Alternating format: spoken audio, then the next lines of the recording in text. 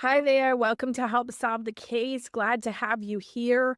We are continuing our review of the Matthew Nilo case. And I just want to ask, drives me crazy, and it probably drives you guys crazy too, the reflection of the blue light in my glasses. And I put a setting, I put a warm on the screen, and I think it reduces it a little bit, although it's still annoying.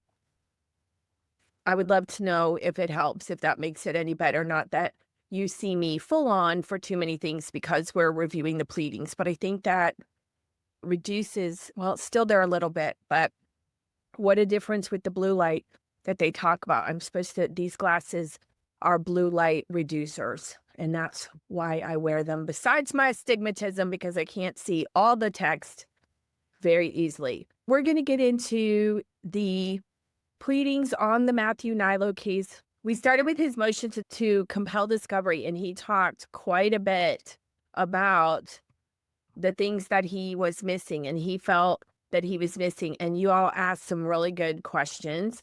Again, I think we're going to be following this case in detail, specifically for me, because it brings up a lot of constitutional issues, and it talks about the genealogy issue. This was filed, July 1st. And then we have, I don't know if there's a response to that. I mentioned in a prior video, I have to fax over things to the clerk. The docket is a little bit unclear, but I asked them for everything related to the DNA. We still have not gotten the audio from the hearings. And this is a motion for a protective order. It is not the response to his motion to compel, and I don't know what order they're going to go in, but we're just going to go through them as we normally do. It says the Commonwealth, being the state, and this is August 1st, now comes the Commonwealth and moves this court pursuant to the rules of criminal procedure to protect information related to discovery received from the Federal Bureau of Investigation. Specifically, the Commonwealth seeks to protect, oh my goodness, information from a PDF copy of the family tree provided to the Commonwealth by the FBI. And in the first video, which I will try to link to this, I appreciate you guys. I'm trying to get better about hooking all the stuff up and getting everybody in the right place. I asked, how did that tree come? Did it come in the GEDCOM? Was it a picture? Was it drawn? What was it? And this says a PDF copy of the family tree. And if you think that somebody can rebuild, well, you could potentially, but you can't prove genetic relationship, biological relationship from a PDF. And I mentioned that again in the video talking about my particular case, that if you tried to assert who I was based on my publicly identifiable family tree and family documents and records, birth certificate, and all that jazz, you would be 75% of it is wrong. And this is problematic. And that was one of the hardest things that I had to overcome when I started doing genetic genealogy work, because the documents in most cases are wrong. And that's a scary thought for a police officer who relies on government issued documents, driver's license, birth certificates, criminal histories, things like that. We rely on documents like we're looking at here. And I'm thinking here, we're going to have to do a deep dive into this case because there's so many things, so many questions. And this is so messed up compared to my opinion, my personal opinion.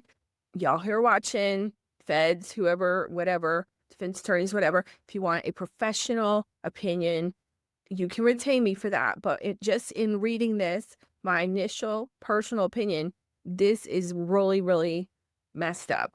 They asked for, they, they're trying to protect the PDF copy of the family tree. And I don't understand how, because let's just look at how I refer to genetic genealogy investigations are like a neighborhood canvas. And typically, if a crime happens, you go out and do what's called shake the trees or whatever, get the fruit to fall, right? So if a crime occurred, you would go around in the neighborhood and you knock on doors and you talk to people and you say, do you know about this? Did you see the suspect description or whatever? Did you hear it? Whatever they have, the video thing, does this look like anybody you know? Does this sound like anybody you know? Like they're asking in the Nancy Guthrie case, has anybody started acting weird before or after the crime? And somebody could say, well, you know, my nephew, Boogie, whatever we'll call, I'm just giving a hypothetical here. My nephew, Boogie, just bought a brand new Mercedes and he doesn't have a job. And it's just an example. And let's say it's a bank robbery. And they would go, okay, so who's Boogie? And you get the family tree. Well, his mom is my so-and-so, and his dad is so-and-so, and so-and-so, and so-and-so. And here's the phone number. That is, in essence, a verbal family tree. So I don't understand. This will be interesting to move forward. And this is why we read this line by line. I know some of you it irritates, and you could hit the summary or whatever. But this is very interesting that they feel that they don't have to give this, because it's been a normal traditional portion of criminal cases since the 80s. We'll just leave that there, unless something's changed in the discovery process, in the constitutional rights of people, and in family structure or something that I'm not aware of. The Commonwealth requests that this honorable court limit the dissemination of all identifying information contained in the family tree, including the names, dates of birth, dates of death, or any other identifying information of the individuals contained within the family tree, and that said information not be given to the defendant directly by defense counsel or by anyone working with defense counsel. Does that mean that the defense gets it? They're saying not be given to the defendant directly. Is that not his family? Is that not his family used to identify him? Why would he not need that? Is there a non-paternity event? Is there some DNA drama in his tree that he's unaware of?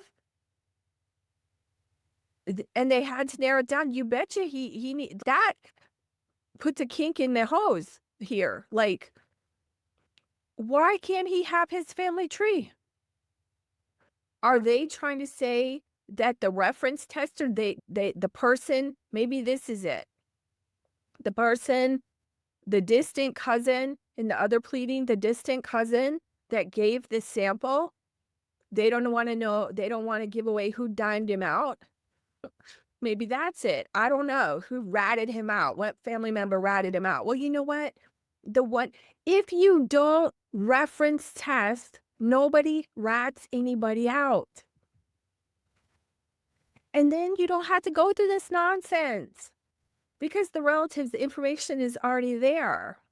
This is so interesting. So he can't, I have to laugh. And that said information not be given to the defendant directly, so he doesn't get to see his own family and how they identified him.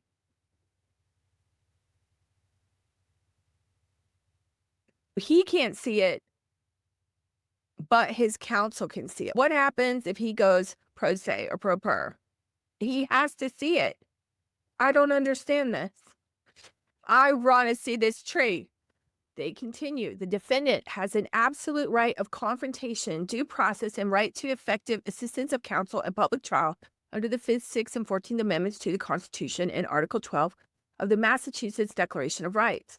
The Commonwealth understands that counsel will need this information to adequately prepare its defense. Therefore, the Commonwealth's request does not preclude counsel or members of their investigative team from having this information, but rather the defendant himself.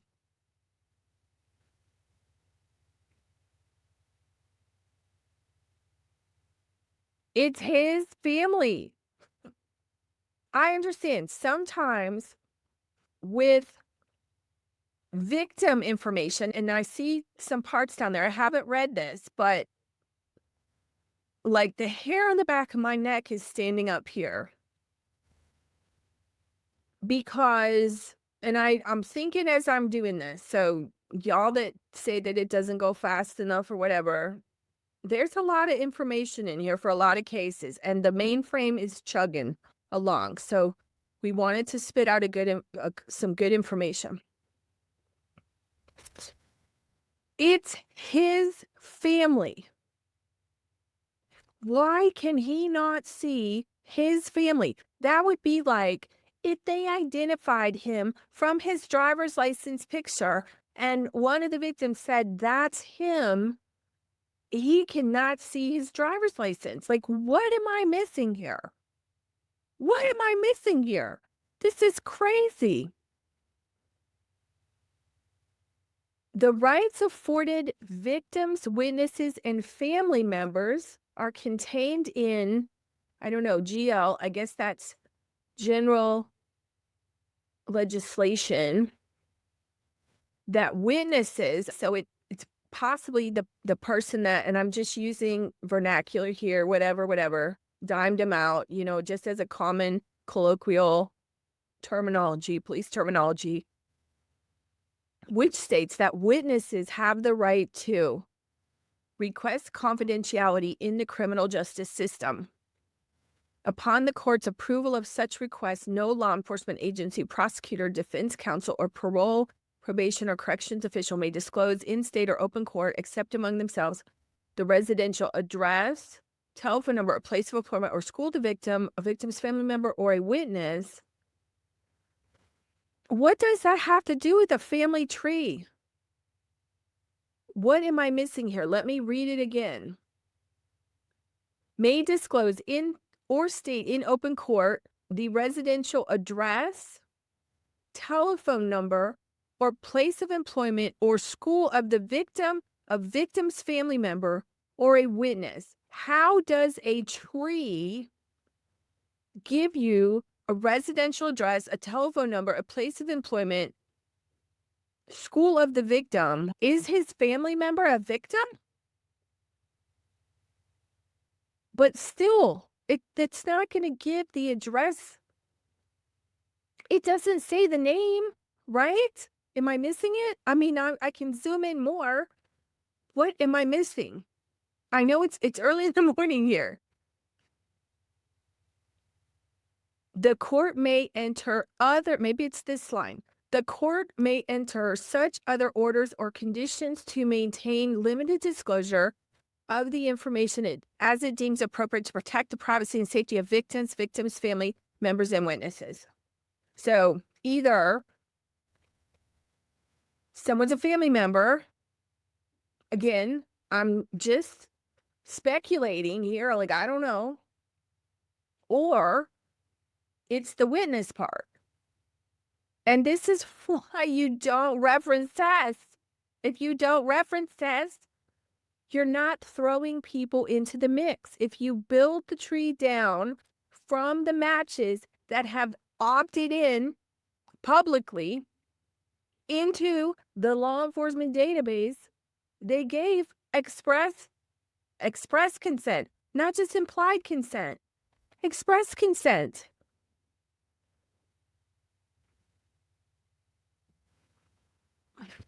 Let's keep going. A judge may order that the discovery or inspection be denied, restricted, or deferred, and make such other order as is appropriate. The rules of criminal procedure. The judge may, for cause shown, grant discovery to a defendant on the condition that the material to be discovered be available only to counsel for the defendant. And I see that a lot, depending on the type of the case. But what happens when the defendant is pro se, pro per? And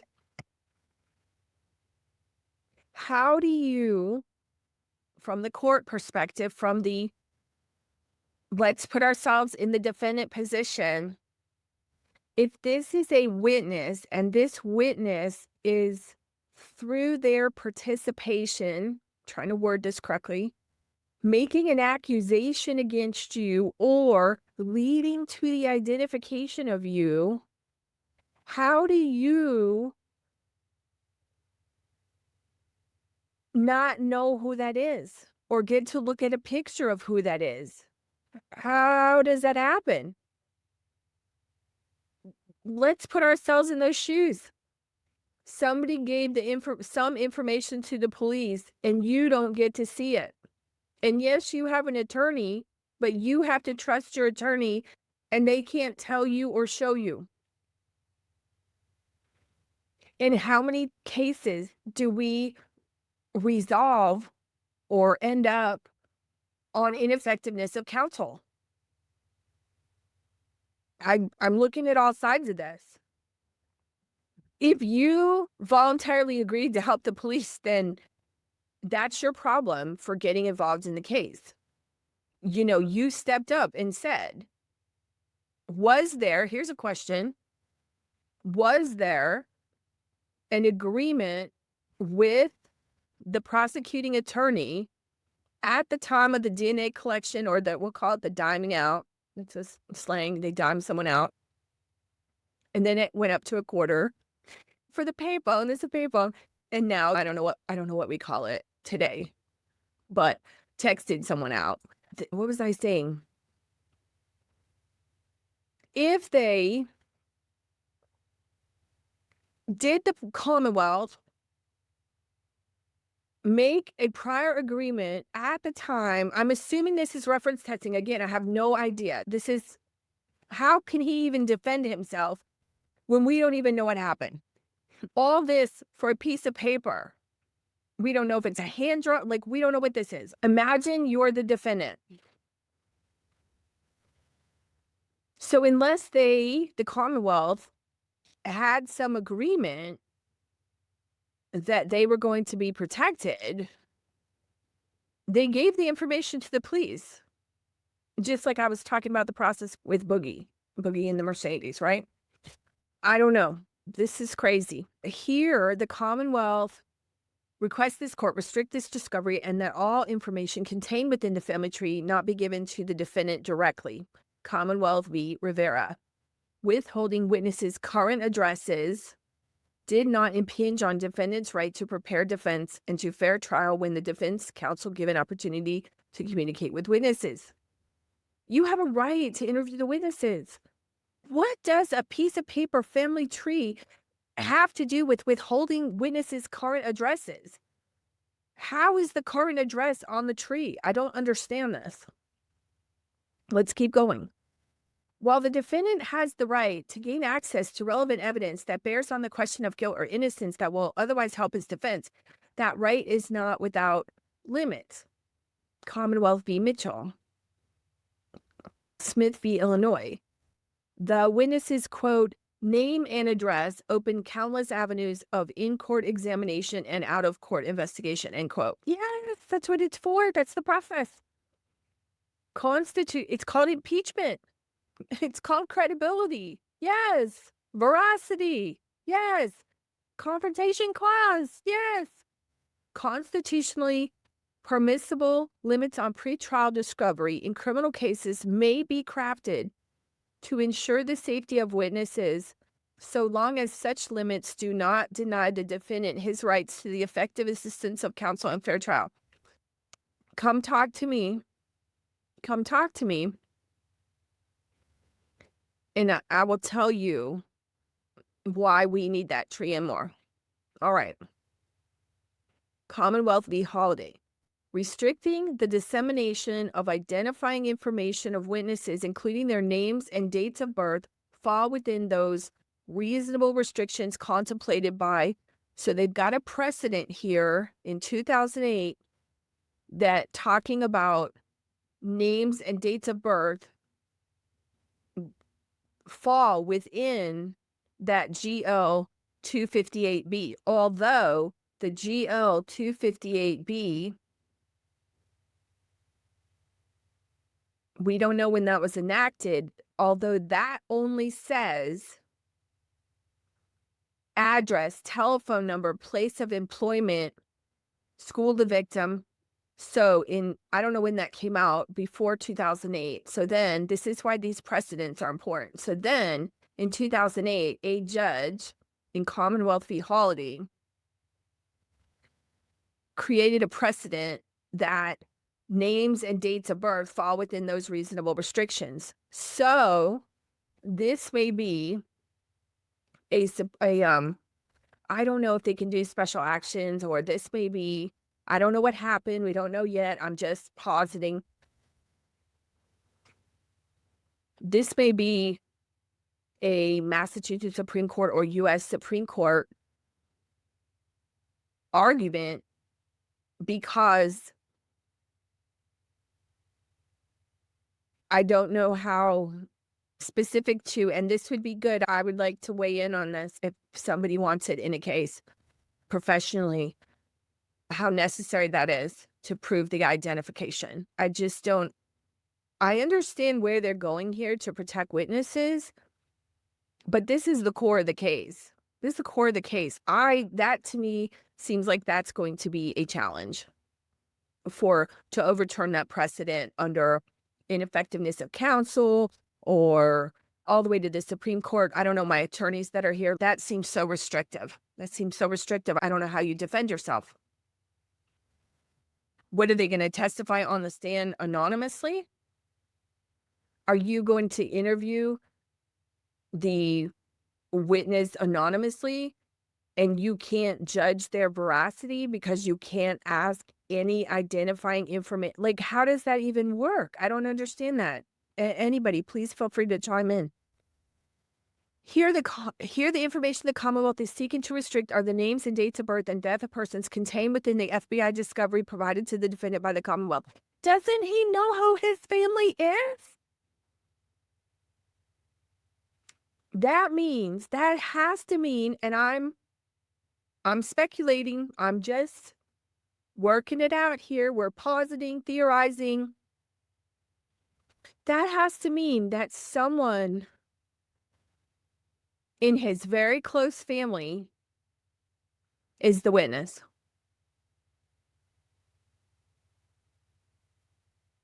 That's the only way. Because he knows who his family is.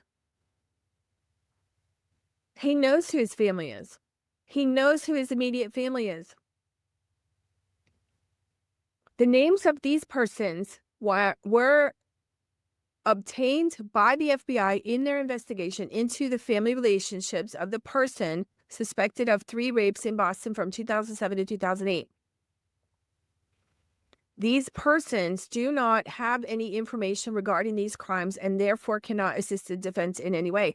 Yes, they can, because you need the matches to verify. You need the biological information to verify the ID, the probable cause. And we went through that whole timeline. The video, I think it went out yesterday.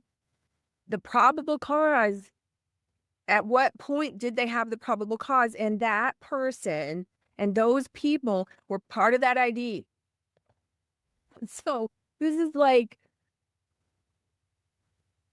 how do I even, those of you that are not involved in criminal cases, I don't know, let me know if this makes sense to you. Somebody, let's just say a witness, let's see, they weren't, they were not involved in the case in any way. Yes, they were in the ID. They have to authenticate. Let's look at this. Let's say the defendant was identified from a receipt that was dropped. I'm trying to postulate this, right? This is what we do. Let's say the defendant was identified by a receipt that was found at the scene. The victim got the receipt and had the receipt in their hand, crumpled up or whatever. And then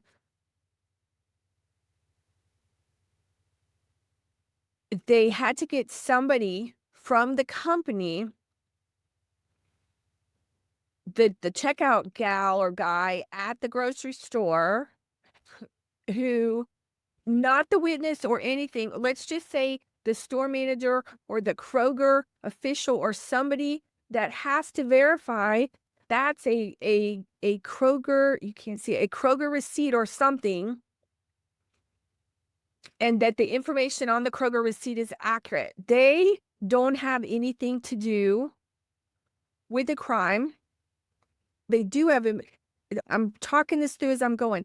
The Kroger person didn't have any information about the crime, but they did have information about the receipt. So then we can argue, well, that receipt does have something to do with the crime, ergo, they do have information about the crime. If the freaking relative relationship was the thing that identified the person, like the receipt did in our hypothetical case, it does have something to do with the crime. It either does, you see what I'm saying? Despite this, they say this Commonwealth has provided this information to defense counsel and only asked that this discovery is restricted from the defendant himself. Let me tell you, I don't understand that. He knows who his family is. Here's the Supreme Judicial Court. Let's see. The Supreme Judicial Court, thank God I don't live in Massachusetts. The Supreme Judicial Court has explicitly stated that the Commonwealth, quote, need not demonstrate a specific or actual threat to the safety of a witness when the danger to witness safety is inherent in the situation, end quote, to justify the need for a protective order. Is that what they're saying here? Am I interpreting that correctly? See Commonwealth v. Holiday. Furthermore, I hope he's responded to this. Furthermore, pursuant to GL 258B, a witness to a crime has the right to request confidentiality in the criminal justice system. How do they defend these cases?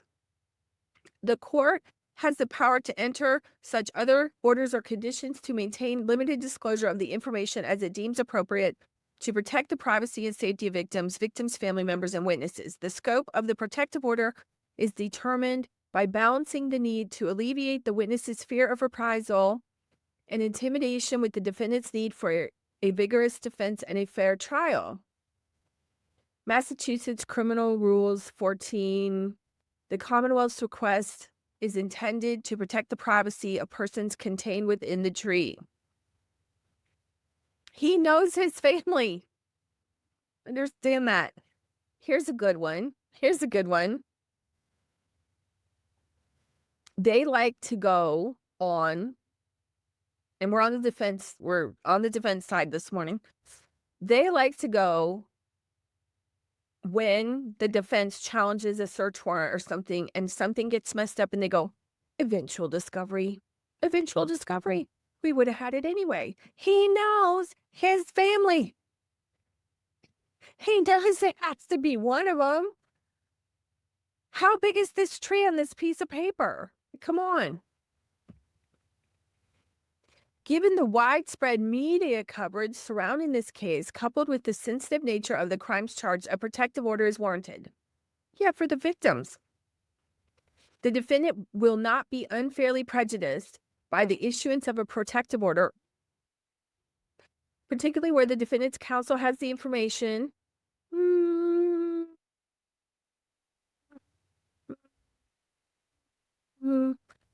With said information can properly prepare to his defense. Maybe. A witness's right to privacy in this proceeding outweighs the defendant's need for the victim and or witnesses' address and contact information. They're not asking for that. They're not asking. Well, maybe typically you interview the witness, but here they're just trying to verify the biological relationship was accurate, or they should be. Commonwealth v. Johnson. All right. Further, the individuals within the tree. I told you. Oh, I got goosebumps. I told you there had to be something bad in there. Oh my gosh. Is it what I think it is? Further, the individuals within the tree and the defendant are not known to each other. And the request is intended to protect their privacy and safety pursuant to MGL. Oh my goodness. How close? They said distant. Is it the distant relative or is it the close relative? Now I'm really interested, because if he doesn't know who is in his family, this is like a made-for-TV drama. If at some point it becomes necessary for the defendant to have any of the above information, the Commonwealth requests that defense counsel delineate specific reasons necessitating the disclosure of the above information to the defendant, requiring that defense counsel make an appearance before the court to show specific reasons for the disclosure of the above information. Will also give the Commonwealth the opportunity to notify the witness of any changes to this order and provide an alternative method of protecting their privacy. Holy cow, what does that mean? For the reasons given, the Commonwealth respectfully requests that this honorable court limit defense counsel or anyone working with the defense counsel from disseminating this particularized and specific discovery to the defendant. So, do we just have a distant family member that the defendant doesn't know, or do we have a whoopsie kind of situation here? Wow. Wow. Interesting. Let's keep going. Holy cow.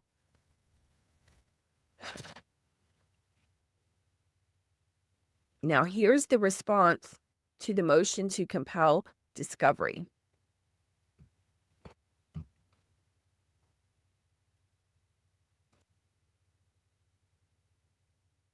This is the Commonwealth's response to the one we read in the prior video. Now comes the Commonwealth. Now comes the Commonwealth to respond to the. It usually comes now, so I don't know why I'm getting tongue tied here. Now comes the Commonwealth to respond to the defendant's motion to compel discovery. The Commonwealth is aware of its obligation under the court's standing order to file a certificate of compliance as noted in the defendant's introductory paragraph of his motion to compel. The Commonwealth objects to any additional submission to the court regarding a certification of inquiry to its witnesses. I'm trying to understand what that sentence means. Oh, I guess they don't want to provide the certificate. Let me zoom this in a little bit.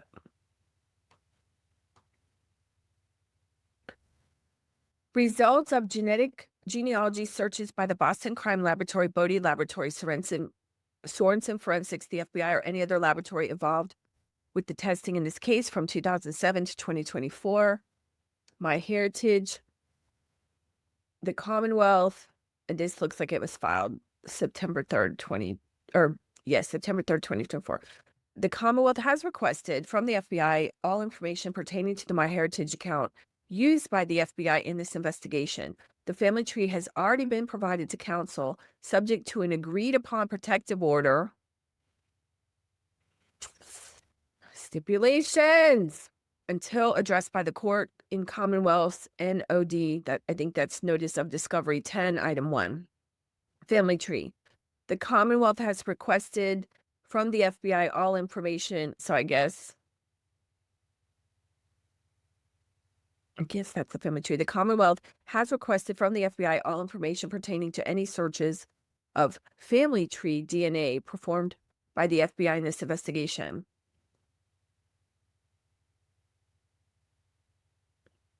Where's the matches and all that stuff? They didn't answer that. It doesn't seem like they answered that. We'll keep going. BPD does not perform any genealogy testing. The language noted by counsel in paragraph 12 of the Commonwealth's response is an unfortunate typographical error. The correct language appears in the also noted paragraph 15. The Commonwealth has turned over the family tree subject to an agreed upon protective order until addressed by the court in Commonwealth's Notice of Discovery 10, Item 1. So maybe they've addressed it and released it. A complete list of all potential genealogy profiles provided, all steps taken by law enforcement to identify Nilo from the third-party DNA database, including searches by Google and Facebook. I think they're taking his numbered requests. MyHeritage. The Commonwealth has requested from the FBI all information pertaining to MyHeritage, family tree, requested from the FBI all information pertaining to any searches, BPD. BPD does not do any genealogy testing, and they talk about the typographical error. The DNA profiles of the victims that are in the custody and control of the Commonwealth and the genealogy profiles for all suspects and the DNA and genealogy profiles and names of all other suspects and samples, including testing dates, times, and outcomes. That's what Nilo is asking for. A, victim DNA profiles in the Commonwealth's custody and control. The defendant has been provided with the DNA profiles, and I don't know exactly what that means. STR, I don't know. SNP, I don't know. Of the following victim, and why the evidentiary sample from this incident was taken from the waistband of the victim. So we have one victim, MY. The evidentiary sample from this incident was taken from the waistband of the victim. Initial DNA testing at the time revealed the victim's DNA, which is why a full profile of the victim was obtained and has been provided to the defendant. And then at the time is, I don't know what that means. If they just had extract, they had extra extract, they did a SNP, because it says at the time, we don't know what time. Was it a SNP? Was it a mixture? And then later they found the defendant's DNA? Like, I don't know what that means. It's in italics. So they're very specific here as I talk about semantics. So I don't know why that's there. 2, in cases where there is an intimate sample, i.e. a vaginal swab, the VPD crime lab will not obtain a victim profile until a confirmatory buccal swab has been obtained. It sounds like they confirmed STR, potentially, again, we don't know, on victim MY. The Commonwealth does not object to confirming that counsel and the defense investigative team has the DNA files in a readable format. The Commonwealth requests additional information in order to provide counsel with an appropriate response, as it is unknown to the technological issue. He mentioned that some of the files were unreadable. And again, we potentially have, if this is STR, we potentially have the Thermo Fisher option, if in fact that's the software used. B, DNA and genealogy profiles for all suspects. The Commonwealth has provided all the DNA profiles obtained during this investigation, which started in 2007. This includes the profile obtained from the vaginal evidentiary samples now matched to the defendant and a victim's profile. See above.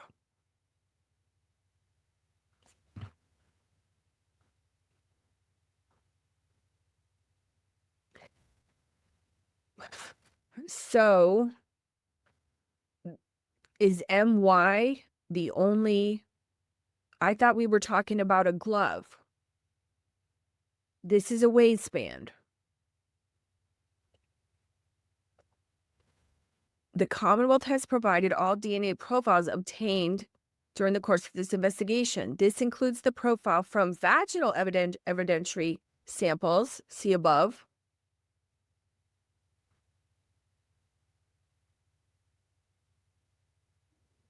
Where's that?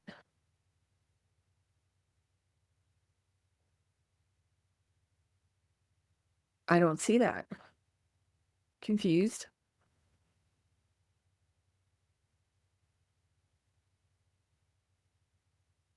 So this includes the profile from the vaginal evidentiary samples. So are those over here, and the victim's profile is over here. Where's the one about maybe these are different.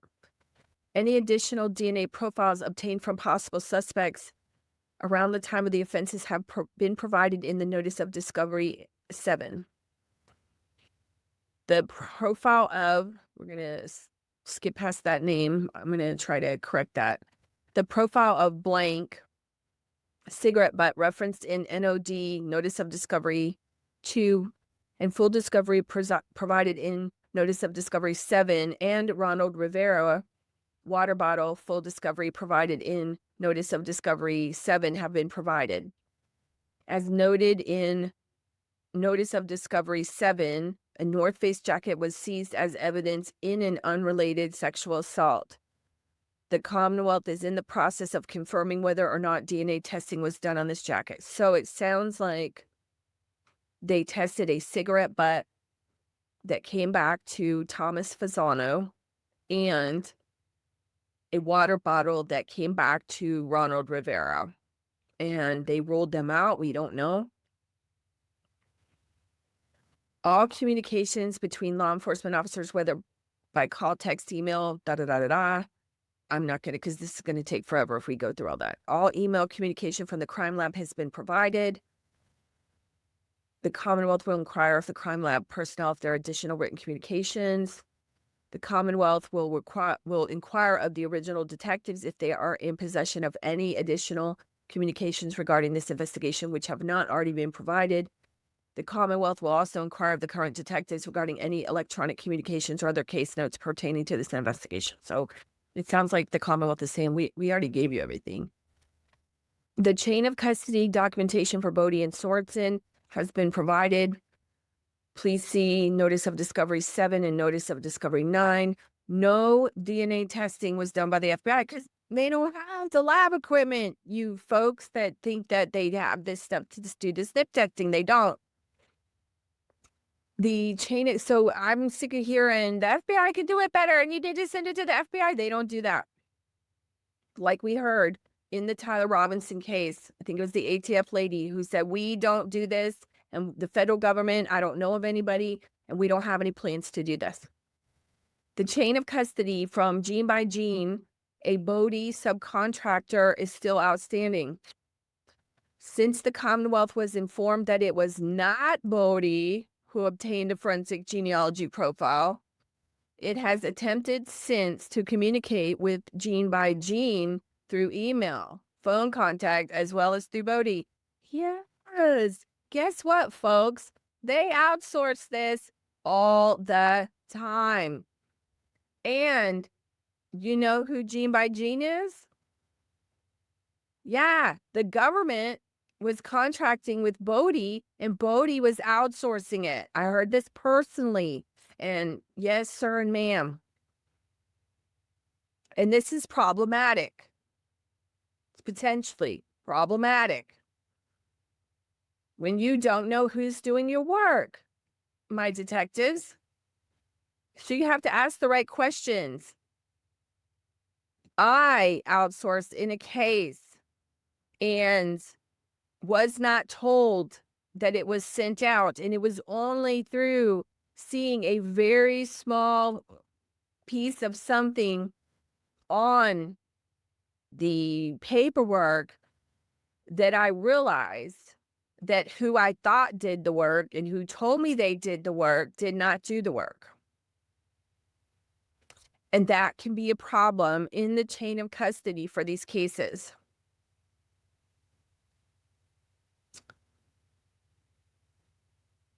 The Commonwealth continues to make diligent efforts to obtain the contact and discovery from Gene by Gene. As noted in the motion, this material has been provided. There's a huge history here with family tree DNA and the database access and who's going to control the database access and who works for whom and who does what and who's partnering with whom. As noted in the motion, this material has been provided. We're going to keep going. This is for more DNA data. We're just going to read the good parts. As noted, the FBI did not do any testing in this case. The Commonwealth has requested additional discovery from Sorensen to include the raw data and other files the defense is requesting. They might have done the bioinformatics. I'm not sure. The Commonwealth is still seeking discovery from gene by gene. The Commonwealth will provide another copy of the raw data provided from the crime lab, but it's unclear to what issue counsel is having with the data. The Commonwealth is willing to meet with counsel to address the issue. This is DNA, more DNA, blah, blah, blah. As noted above, the FBI did not do any testing. Bode subcontract their testing to gene by gene. The Commonwealth is attempting to obtain this information from gene by gene. As noted in the motion, this material has been provided. The Commonwealth has provided a vast amount of discovery from Sorensen. The discovery will be provided via means other than OneDrive, as the file is too large to upload. Should counsel have any additional requests after the review of this discovery, the Commonwealth will make further inquiry of Sorensen. Now, I just want to add here that government contractors can use subcontractors and stuff. I'm talking about here, I'm not saying it was right or wrong. I'm talking about my own case where I did not know that it was outsourced. And in some cases, subcontractors have to be identified because they have to be researched. You have to know who has control of your data for conflicts, for impeachment, for all kinds of stuff. If you hire a contractor and you think somebody is doing the work and you find out that you're letting somebody, and you did the research and background on that company and you're letting somebody into your house that's not who you approved, right? There's a potential problem. I'm not saying that it wasn't known in this case, but it happened to me, right? So in the chain of custody, if this was your case, wouldn't you want to know everybody who touched your stuff? And that's what he's asking. This is why this is important.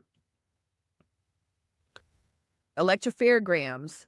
The Commonwealth has requested these files from Sorensen. As noted, the FBI did not perform DNA testing. The Commonwealth is attempting to obtain these materials from gene by gene. They're talking about CVs. The above requested documents from Sorensen were provided in Notice of Discovery 7. The above requested documents from Bode were also provided in Notice of Discovery 9. As noted, the FBI did not perform any testing in this case, but they touched it. They were managing it. The Commonwealth is attempting to obtain this information from gene by gene. The above requested documents from the Boston Crime Lab were provided in Notice of Discovery. I don't know what number that is. I'm not good at my Roman numerals. They're talking about criminalistics case file. The case file of Sorensen was provided in Notice of Discovery 7. Case file of Bode was provided in Notice of Discovery 9. FBI didn't do anything. They're trying to get it from gene by gene. No criminalistics file of the Boston Police Crime Lab, or it says was, the criminalistic file of the Boston Police Crime Lab was provided in Notice of Discovery 7.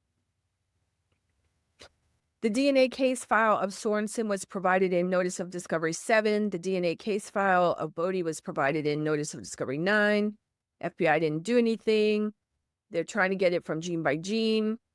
The DNA case file of the BPD Crime Lab was provided in Notice of Discovery 7. The procedures of Sorensen were provided in Notice of Discovery 7. Bode, Notice of Discovery 9. FBI didn't do anything. Commonwealth is trying to get it from gene by gene. BPD, Notice of Discovery 7.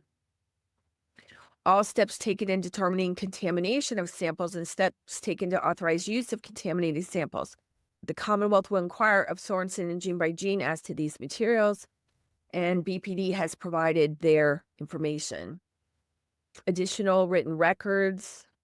The Commonwealth has requested these from Sorensen and will provide them to counsel. Commonwealth is attempting to obtain from gene by gene. BPD has provided validation records. As noted in the motion, these StarMix files were provided to the defendant. Please see Notice of Discovery 7. Copies of licenses or certificates of accreditation. Let's see. The licenses or other certificates of accreditation of Sorensen were provided in Notice of Discovery 7. I'm just thinking about gene by gene, whether they were accredited or not. The licenses or certificates of accreditation of Bode were provided in Notice of Discovery 9. As noted, FBI didn't perform any testing. Commonwealth is attempting to obtain this from gene by gene. BPD was provided in Notice of Discovery 7. 23andMe, they're waiting for a response of BPD legal. The report on the marijuana arrest, Commonwealth provided the interview dated July 12, 2008 in Notice of Discovery 9, item 13.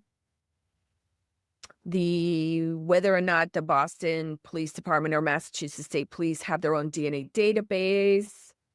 They say as a participant in the FBI's combined data index system, DNA index CODIS, the Mass State Police maintains a state DNA index system under the Federal DNA Act of 1994 and MGL 22E. Outside of their participation in that system, they don't compile, maintain, or access any DNA database in any form. BPD does not have their own DNA database. Any problems with the Boston Police lab that caused the lab to stop testing DNA for at least 6 months between 2018 and 2024. The Commonwealth provided information regarding the crime lab, noticing an AMP variability in early 2020, which resulted in the lab briefly halting testing on destructive samples only. Please see Notice of Discovery 7. As above, the Commonwealth will inquire as to this request of Sorensen and gene by gene.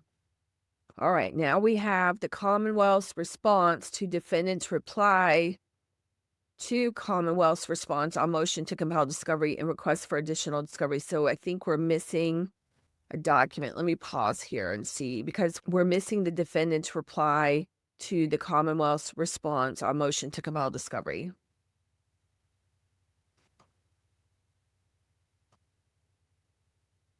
I couldn't find it, so they didn't give it to me. So we'll have to try to infer from.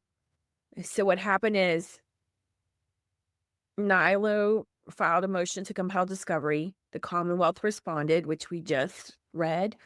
And then he apparently responded. And then this is their response. But we don't have his response to their first response. And we'll just have to suss it out here. Now comes the Commonwealth files this response to the defendant's reply to Commonwealth's response on motion to compel discovery and request for additional discovery. The defendant filed a motion for compliance on March 14, 2024, which was allowed by Judge Michael Doolin on April 2nd, 2024, after argument during a hearing on April 1st, 2024. The Commonwealth concedes that the court allowed the motion nearly in its entirety on April 2nd, 2024. However, the Commonwealth adamantly disputes this discovery was ordered to be turned over by April 27, 2024. So apparently the defendant, and again, I'm just trying to infer it from the document. Apparently the defendant felt that the court ordered, or the court felt that the court ordered discovery to be turned over by April 27th, and the Commonwealth is saying no. And then they're saying, in fact, after a review of the docket order and FTR recordings, that's the for the record, that's some of what I'm asking for. They haven't given it to me yet. There was indeed no specified date by which the Commonwealth was ordered to provide the discovery. Since April 2nd, 2024, the Commonwealth has continued to provide volumes of discovery in this matter. Gene by gene investigative genetic genealogy materials. All communication, including electronic communications, text, telephone calls, or other means with gene by gene beginning in 2022, when they received their information that gene by gene had obtained the forensic genealogy profile in Nilo's case to September 5th, 2024. So what does, they got the profile or they made the profile?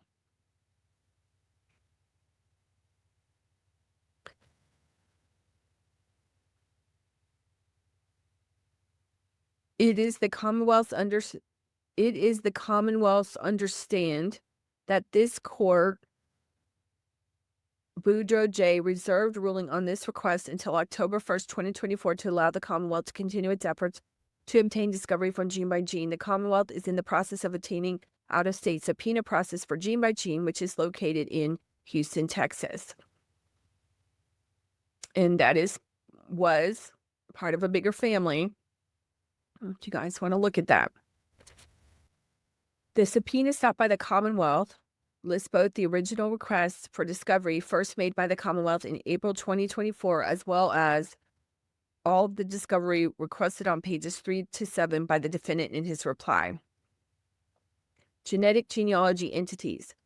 Nilo requests that this court order the Commonwealth to produce all its communications with the FBI about its use of MyHeritage and to identify the persons, or entity that authorized the search, because from what we understand, it's in violation of the DOJ guidelines and the terms of conditions. I don't know whenever they did it, in 24, 22, whenever they did it, what were the terms of service on MyHeritage regarding law enforcement stuff.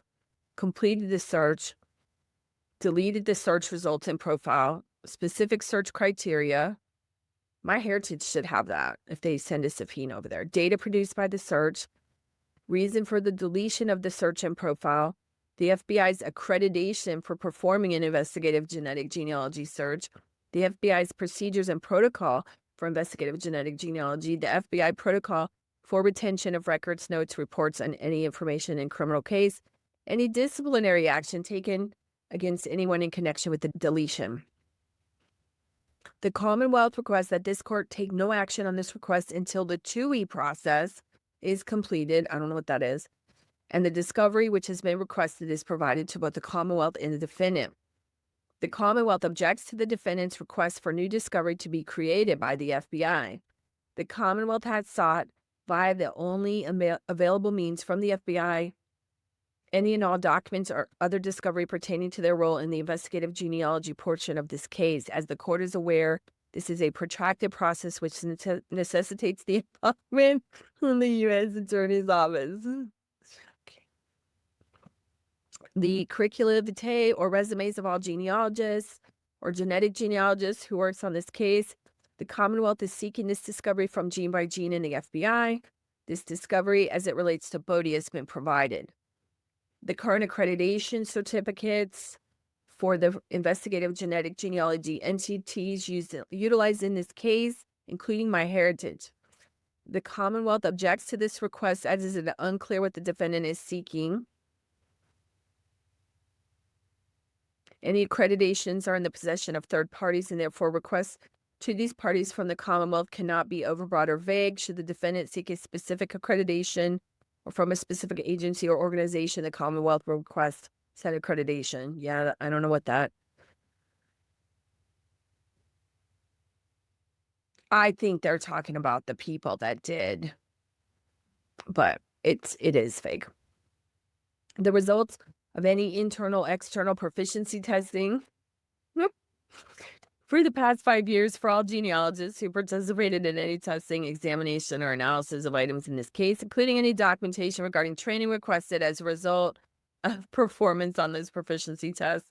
Yeah, buddy. The Commonwealth is seeking the discovery from Gene by Gene and the FBI. The discovery as it relates to Bode has been provided. A list of all genetic genealogy databases used, including but not limited to GEDmatch, Family Tree DNA, MyHeritage, Ancestry, 23andMe, including all dates of uploads and match list population. This material has been provided as it pertains to Bode. The Commonwealth is seeking this discovery from Gene by Gene and FBI. All screenshots of the match list from each genetic genealogy database used showing all matches sharing more than 40 centimorgans total. Yeah, they got somebody on their thing. But you know what? You can match under 40. It shouldn't be reference testing. This material, as it relates to GEDmatch Pro and Family Tree DNA, has been previously provided. What about GEDmatch? The Commonwealth does not know of the, quote, unaccredited testing that the defendant refers to on page 9 and therefore is unable to respond to this request. Where's the MyHeritage? They didn't answer that there. Personnel files, disciplinary files, and corrective actions for all personnel involved in this case. The Commonwealth objects to the request for the personnel disciplinary files and corrective actions for those involved in the case. The material is not in the care, custody, and control of the Commonwealth. Too bad. And is not contained within Rule 14, even though the Commonwealth does not dispute that Bode, Gene by Gene, and the FBI were working in a capacity as the Commonwealth's agent. There it is.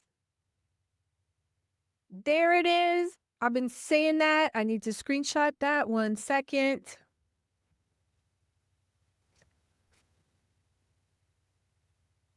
Where's my screenshot thing? Hold on.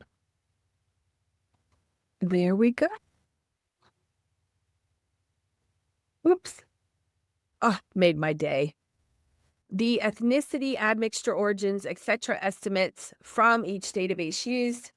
The defendant has made no showing as to how. That's precedent. That's precedent right there. The defendant has made no showing as to how this information is relevant or material to this case. Without showing, it is important. Without showing, by way of affidavit or other explanation, the Commonwealth cannot properly respond to this request. Should this request be allowed, the Commonwealth will inquire of the aforementioned labs if this material still exists and can be obtained. If so, the Commonwealth will request this material. Yes, it should. Where do you think the bioinformatics comes from? It is important. All kit display names, kit manager names, kit number, they got somebody on the inside. And email addresses from all matches by the database in question. The Commonwealth objects to the display names, kit manager names, or email addresses of all matches from a database as this material is not relevant or material to this case. It absolutely is. It absolutely is. Can I tell you how many times there is a profile and it says, for example, John Smith as the user, and it's not John Smith's DNA or vice versa. It says, I don't want to use that name, Debbie Smith, and it's male DNA. And that ain't Debbie. Well, it could be Debbie, but it's typically their father or some male relative or somebody that they've tested. The people, in the majority of the cases, are not uploading their own DNA to these databases, especially GEDmatch. GEDmatch used to be and historically has been I don't know what the heck is going on. Let me put it over here and see if I can work some of this out, which means I upload there. Okay? Like, this is absolutely right. It's 100% relevant. It says they object to the display names, kit manager names, or email addresses of all matches from a database as this material is not relevant to or material to this case. It absolutely is. The defendant has made no showing as to how identifying information is possibly relevant or material to this case. Without this showing, by way of affidavit or other explanation, the Commonwealth cannot properly respond to this request. Should the request for kit numbers be allowed, the Commonwealth will inquire of the aforementioned labs if this material still exists and can be obtained. If so, the Commonwealth will request this material. Family pedigrees provided by all matches or confirmation that the match did not provide a family tree. The defendant has made no showing as to how this information is relevant or material to this case. Without this showing, the Commonwealth cannot properly respond. They are coming for them. I don't know who that is. I have an idea. They are coming for them. Results of any other tests performed or tools used on this DNA data file, including but not limited to tests for runs of homozygosity, phenotype predictions, trait predictions, including but not limited to eye color, skin color, hair color, facial shape, body size, etc. Biomedical reports. One of the big companies does this. They charge a lot. There's a free tool that you can do this. It can help you confirm the suspect. The defendant has made no showing as to how this information is relevant or material to this case. Without this showing by way of affidavit or other explanation, the Commonwealth cannot properly respond to this request and therefore objects. I need to see where the status of all these are because they're asking for good stuff here.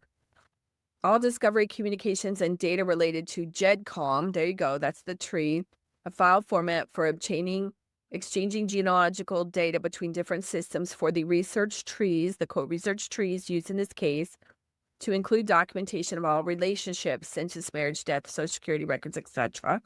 The defendant has made no showing here how this information is relevant or material to the case. It absolutely is. Without this showing, blah, blah, blah, blame. Family chart showing in relationships to any person of interest. The defendant has made no, this is getting old. The defendant has made no showing as to how this information is relevant or material to this case. I will tell you, prosecution, please call me.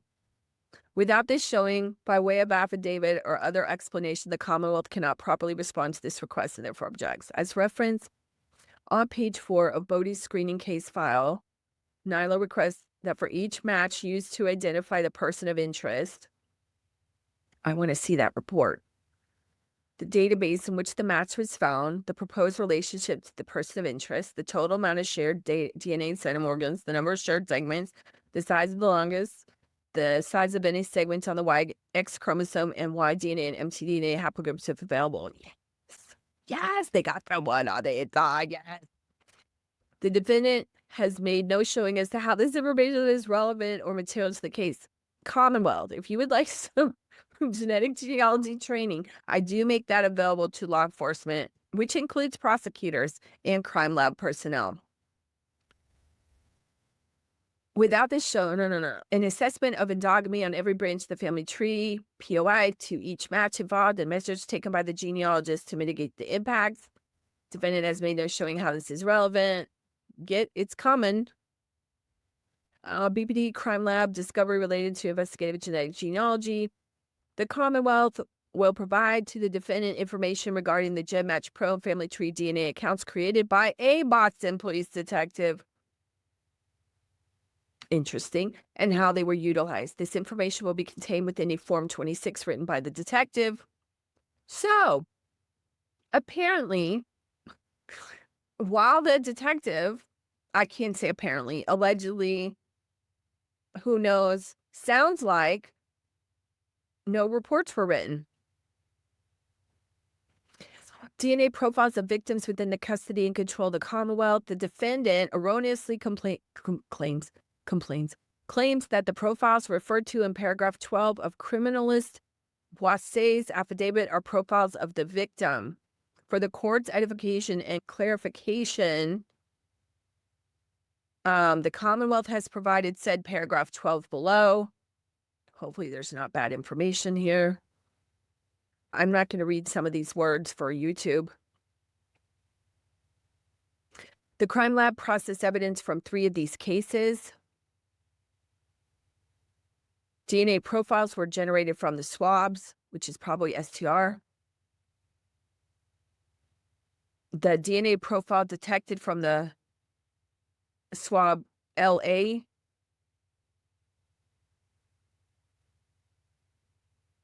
or 584 is consistent with having originated from a single male individual.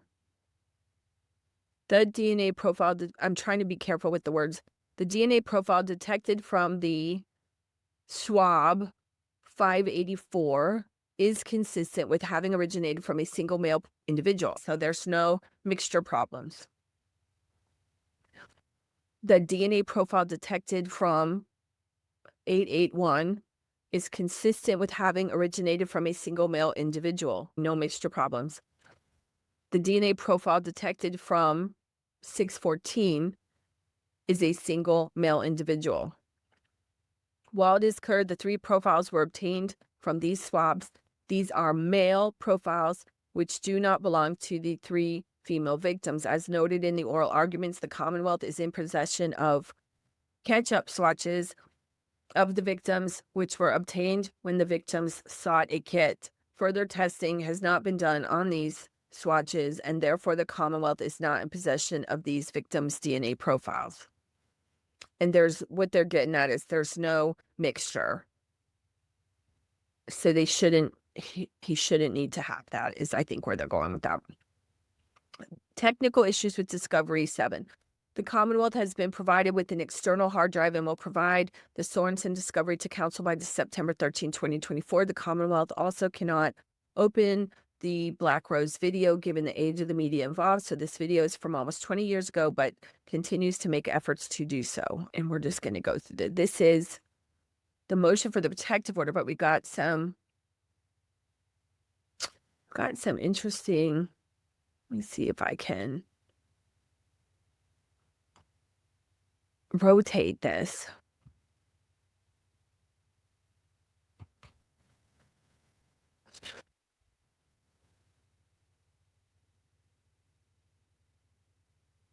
You know what? Let me do this. Hold on.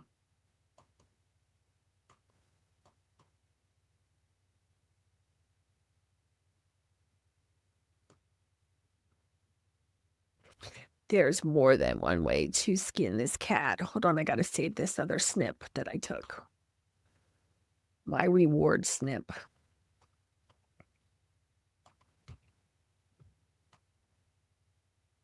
Maybe I can rotate this. I don't know if I can rotate this.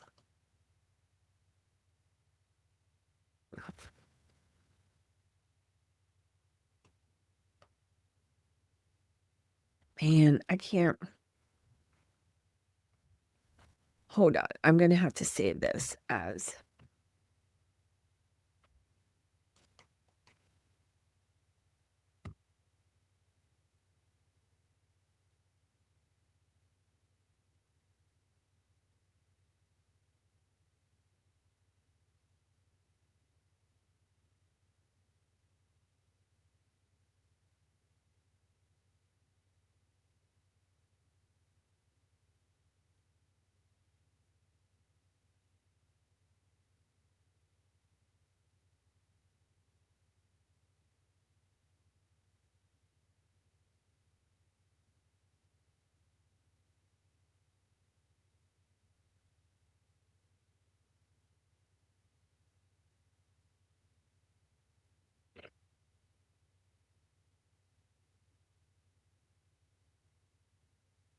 Oh, I guess we continued. Motion is denied in part. This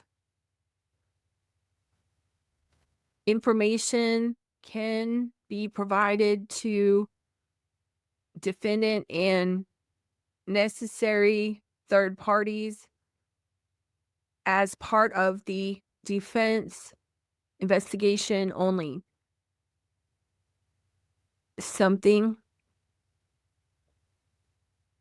Any need to reveal personal info in filings must be done under impairment. Must be done under, I don't know what, impairment, given the privacy concerns of the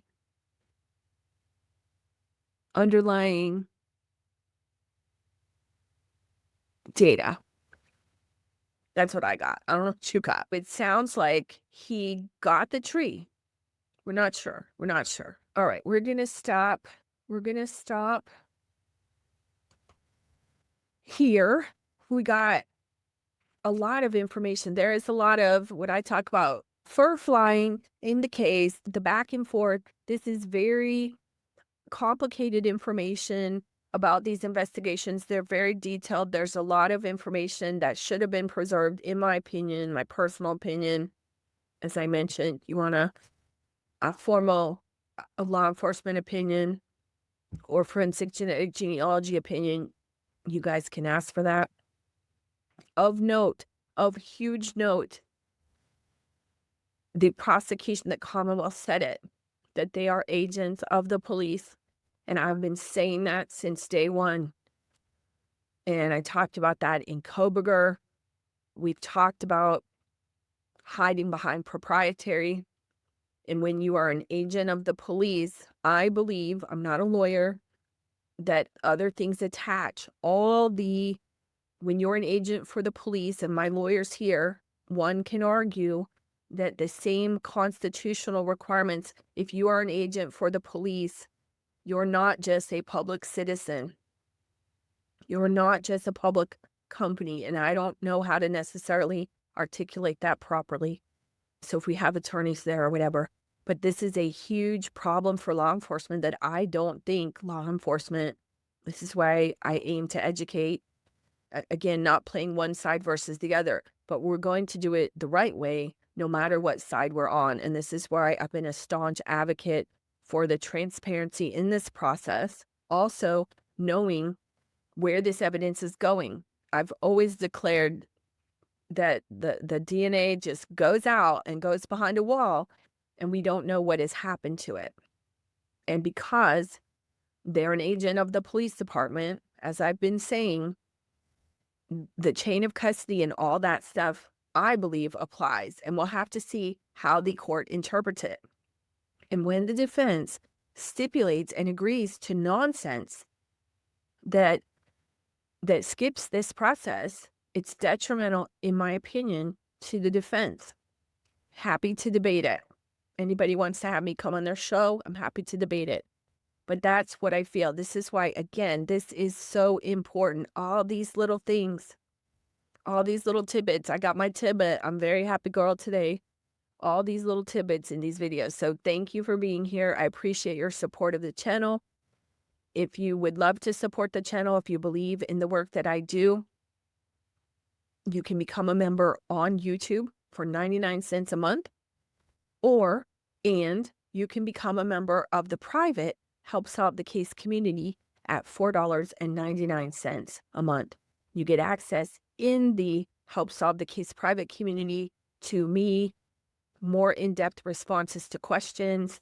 Obviously, it supports the mission, allowing me to be able to do my pro bono work under my enduring service program and the work and the training that I do for law enforcement to support fallen officers and get answers for victims. So thank you for being here. I appreciate all your kind words and comments. We're going to keep going on the next video. We've got a lot more to talk about here. So thank you for being here, and I will see you on the next one.